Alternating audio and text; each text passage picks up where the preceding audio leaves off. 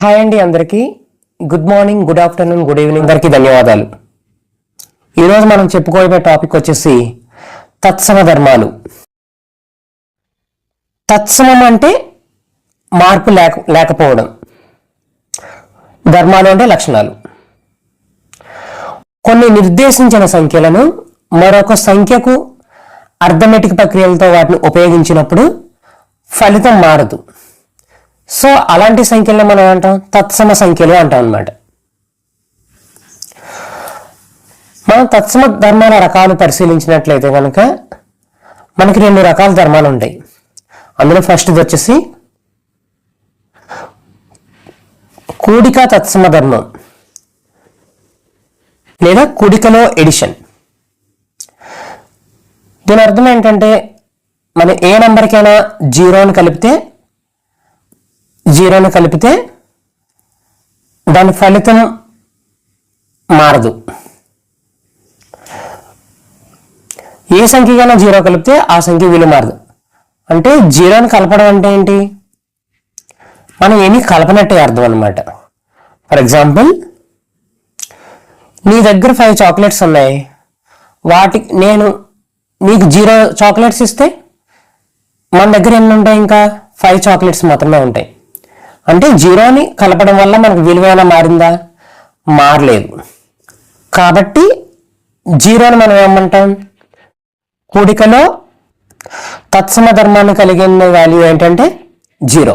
మళ్ళీ చెప్పుకున్నట్లయితే కూడికలో తత్సమ ధర్మం కలిగిన సంఖ్య ఏంటి అంటే 0. జీరోని కూడికలో తత్సమ సంఖ్య అని అంటారు అనమాట. తత్సమ ధర్మాన్ని పాటిస్తుందని అంటారు. మనకి రెండవ ధర్మం వచ్చేసి మల్టిప్లికేటివ్ ఐడెంటిటీ, అంటే గుణకార తత్సమ ధర్మం. గుణకారంలో తత్సమ ధర్మం అంటారు. ఏ సంఖ్యను 1తో గుణించినా సరే ఆ సంఖ్య యొక్క విలువ మారదు.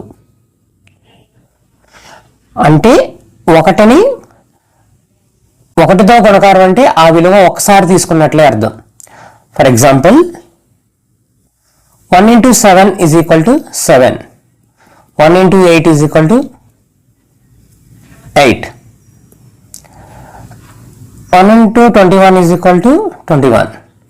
1 into 16 is equal to 16. వీటన్నింటిలో మనం 1తో గుణకారం చేసినప్పుడు దీని యొక్క విలువ ఏమైనా మారిందా? ఎక్కడైనా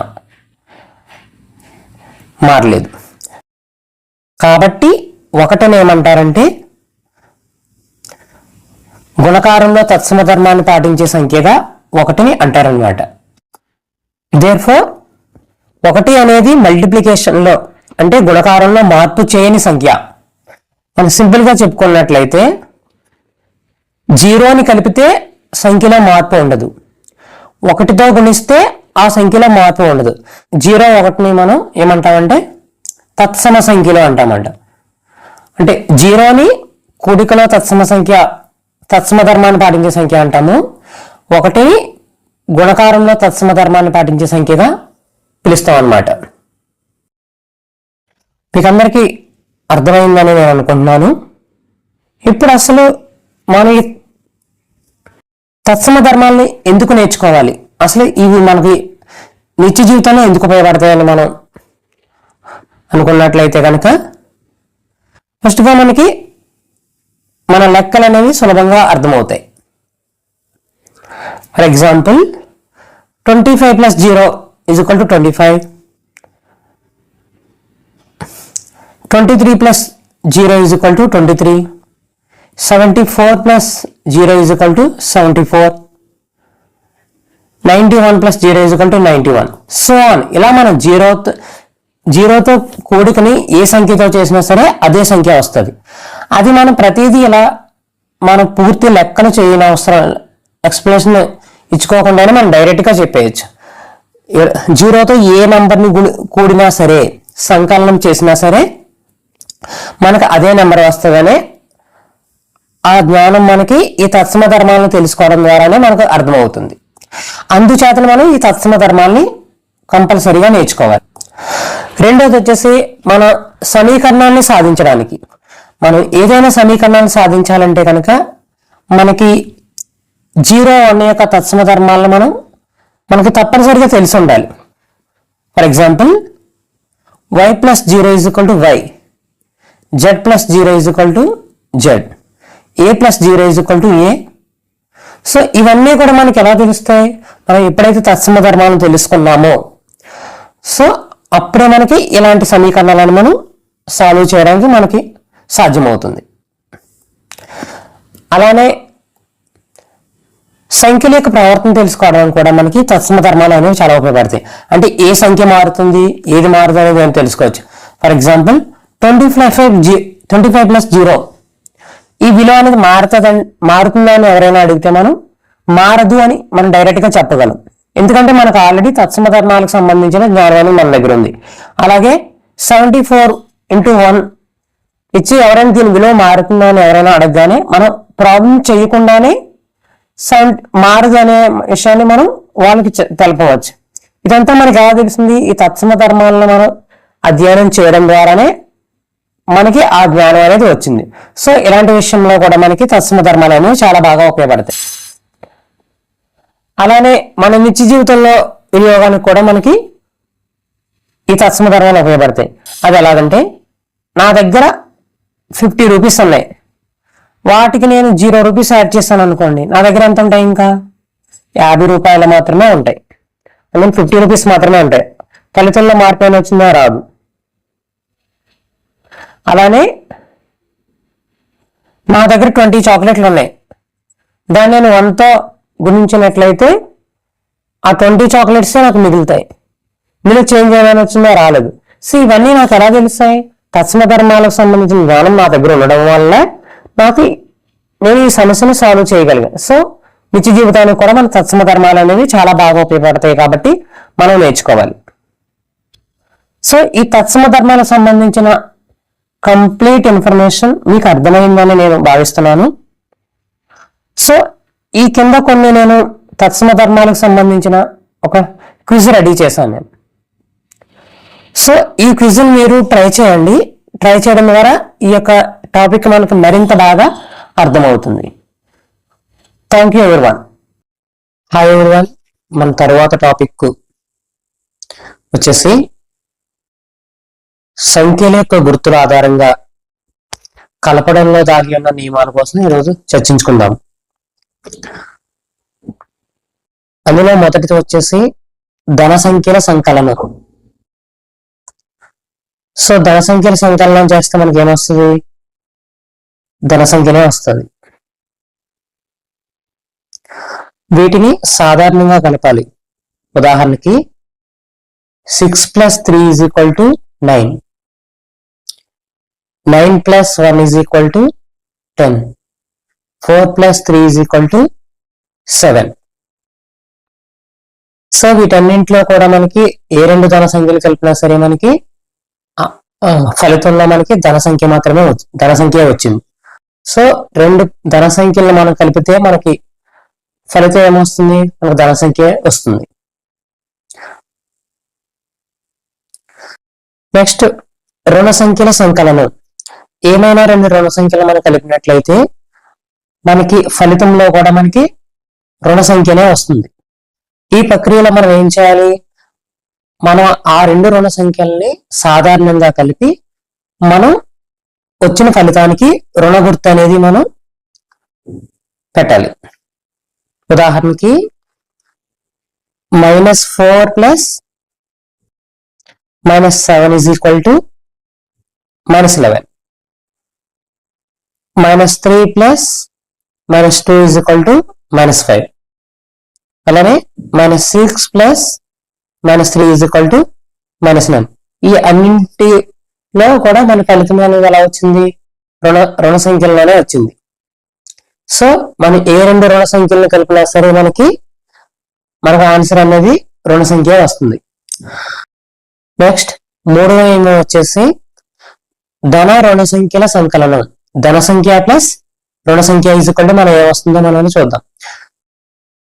పెద్ద సంఖ్య నుండి చిన్న సంఖ్యను తీసివేసి ఆ వచ్చిన ఫలితానికి పెద్ద సంఖ్య యొక్క గుర్తులు అనేది మనం పెట్టాలి.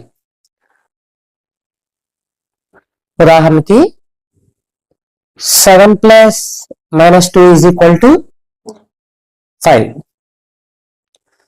ఇందులో మనకి 7 అనేది పెద్దది. ఆ 7కి ఏముంది మనకి ప్లస్ సింబల్ ధన సంఖ్య ఉంది కాబట్టి మన ఫలితం కూడా 5 వచ్చింది. అలానే 2 + -8 = -6. ఇక్కడ మన పెద్ద సంఖ్య ఏది 8. ఈ పెద్ద సంఖ్యకి ఏ గుర్తుంది మనకి రుణ గుర్తుంది కాబట్టి మన ఫలితంలో కూడా -6 వచ్చింది. అలానే 4 + -11 = -7. ఇక్కడ పెద్ద నెంబర్ ఏముంది 11 అనేది పెద్ద నెంబర్. ఈ పెద్ద నెంబర్కి ఏ గుర్తుంది నెగిటివ్ సైన్ ఉంది కాబట్టి రుణ గుర్తుంది కాబట్టి మన ఫలితంలో కూడా మనకి రుణ గుర్తు అనేది రావడం జరిగింది. తర్వాత 4వ నియమం వచ్చేసి రుణ సంఖ్య ప్లస్ ధన సంఖ్య. ఇది కూడా మనం పైన చేసిన ప్రక్రియ వల్లే ఇందులో కూడా ఏం చేయాలి, మనం పెద్ద సంఖ్య నుండి చిన్న సంఖ్యని తీసివేసి అందులో పెద్ద సంఖ్యకి గల గుర్తును మనం పెట్టాలి. For example -9 + 3 = -6. ఇందులో మనకి ఏ సంఖ్య పెద్దది 9 అనేది పెద్దది కాబట్టి సో 9కి ఏ గుర్తుంది మనకి రుణ గుర్తుంది కాబట్టి మన ఫలితంలో కూడా రుణ గుర్తు అనేది రావడం జరిగింది. అలానే -2 + 7 = 5. ఇక్కడ 7 అనేది పెద్దది. 7కి ఏ సింబల్ ఉంది మనకి గుర్తు ధన గుర్తుంది కాబట్టి మన రిజల్ట్ లో కూడా ధన గుర్తు అనేది రావడం జరిగింది. అలానే -25 + 8 = 7. -7. ఇక్కడ 25 అనే దానికి రుణ గుర్తు ఉంది కాబట్టి మనకి ఫలితంలో కూడా రుణ గుర్తు అనేది రావడం జరిగింది. పైన మనం చేసిన ప్రక్రియనంతా ఈజీగా గుర్తుపెట్టుకోవడానికి మనం కలిపే రెండు కూడా ధన సంఖ్యలు అయినట్లయితే వాటిని మనం కలపాలి. రెండు ఒకే గుర్తులైతే అవి ప్లస్ అయినా కలపాలి, మైనస్ అయినా కలపాలి. కానీ వచ్చిన ఫలితంలో మాత్రం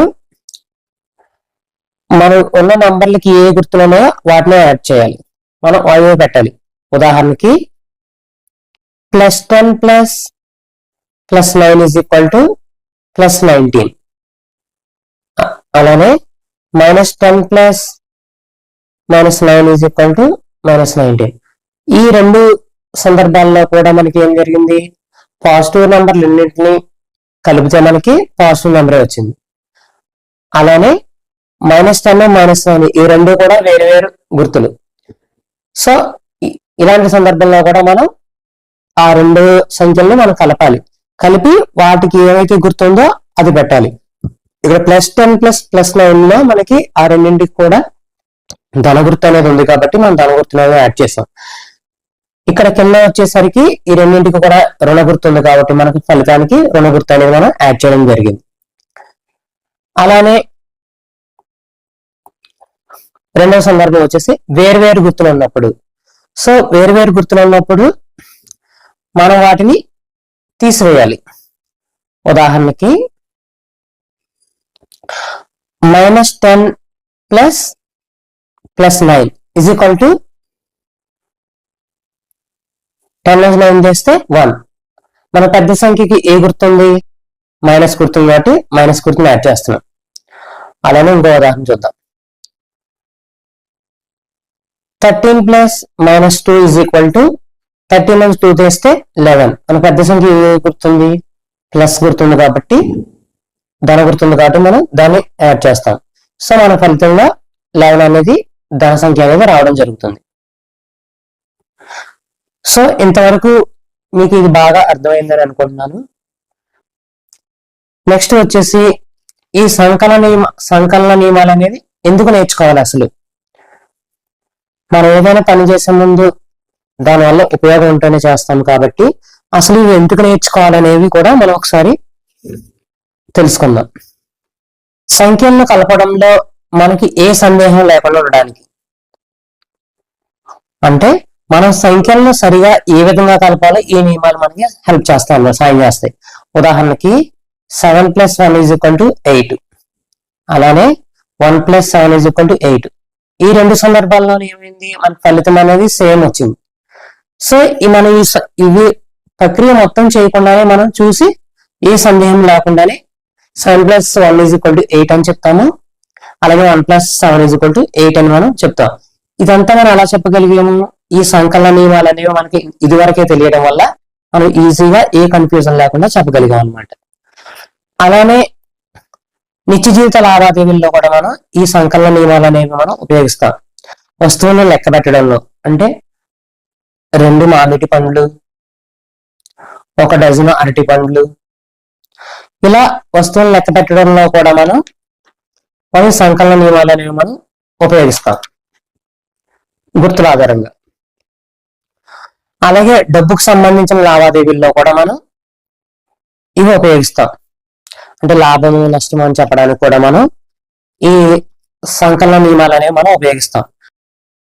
అలానే అన్నింటికంటే ముఖ్యమైనది ఏంటంటే గణిత ప్రక్రియల్లో ఎటువంటి సందేహాలు లేకుండా ఫాస్ట్ గా మనం త్వరితగతిన లెక్కలు సమాధానాలు రాబట్టే ప్రక్రియలో కూడా మనం ఈ సంకలన నియమాలను ఉపయోగిస్తాం.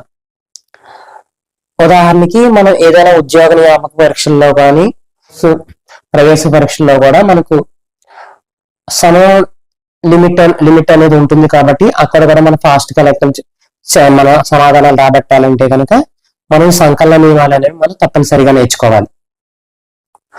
నెక్స్ట్ మనం ఈ సంకలన ప్రక్రియ అనేది నెంబర్ లైన్ ఉపయోగించి ఏ విధంగా చేద్దామో కొన్ని ఉదాహరణల ద్వారా మనం ఒకసారి గుర్తు చేసుకుందాం. ఫర్ ఎగ్జాంపుల్ 3 + 2 = 5 అనే ఈ సంఖ్యను మనం ఈ ప్రక్రియను మనం నెంబర్ లైన్ ద్వారా ఎలా చేద్దాం చూద్దాం. 3 + 2 అంటే మనం ప్రాసెస్ ని 3 దగ్గర నుంచి స్టార్ట్ చేయాలి. 3 దగ్గర నుంచి 2 స్టెప్స్ తరువాత వరకు మనం వెళ్ళాలి. సో వెళ్ళినట్లయితే మనం ఎక్కడ ఆగుతాము, 5 అనే నెంబర్ దగ్గర ఆగుతాం. సో దేర్ఫోర్ మనం 3 + 2 = 5 అని అర్థం అనమాట. అలానే -2 + 1 = ఎంత అని చూసినట్లయితే మనం ఫస్ట్ గా -2 అనేది ఎక్కడ ఉందో మనం చూసుకుని అక్కడ నుంచి ప్లస్ చేస్తున్నాం కాబట్టి మనం కుడివైపుగా ఒక స్టెప్ వెళ్ళాలి. అంటే కుడివైపుగా ఒక స్టెప్ వెళ్ళినట్లయితే మనం -1 కి రీచ్ అవుతాం. సో మన ఆన్సర్ అనేది -1. అలానే 6 + 3 = ఎంత అనేది చూసినట్లయితే మనం 6 + 3 అంటే మనం 6 నుంచి స్టార్ట్ అయ్యి 3 స్టెప్స్ తర్వాత వెళ్తాం అనమాట. సో వెళ్ళినట్లయితే మనం అక్కడ ఏం చేస్తాం, నెంబర్ 9 అనే దాన్ని రీచ్ అవుతాం. సో మనకు 6 + 3 = 9 అనే దాన్ని మనం నేర్చుకుంటాం అనమాట. సో ఈ టాపిక్ కూడా మీకు నెంబర్ లైన్ ద్వారా సంకలనం ఎలా చేయాలనేది కూడా మీకు అర్థమైందని నేను భావిస్తున్నాను. ఒకవేళ ఎవరికైనా ఏ సందేహం ఉన్నా సరే ఈ వీడియోని స్టార్టింగ్ నుండి మళ్ళీ ఒకసారి చూసినట్లయితే కనుక మీకు మరింత బాగా అర్థమవుతుందని భావిస్తున్నాను. సో ఈ కింద మీకు క్విజ్ అనేది ఇవ్వడం జరుగుతుంది. ఈ క్విజ్ ని చేసినట్లయితే కనుక మీకు ఈ టాపిక్ అనేది మరింత బాగా అర్థం అవుతుందన్న ఏ సందేహం లేదు. అలాగే ఈ క్విజ్ యొక్క ఆన్సర్లు కూడా నేను ఈ కింద ఇవ్వడం జరుగుతుంది. అందరూ తప్పకుండా ప్రయత్నించండి. Thank you all. Thank you.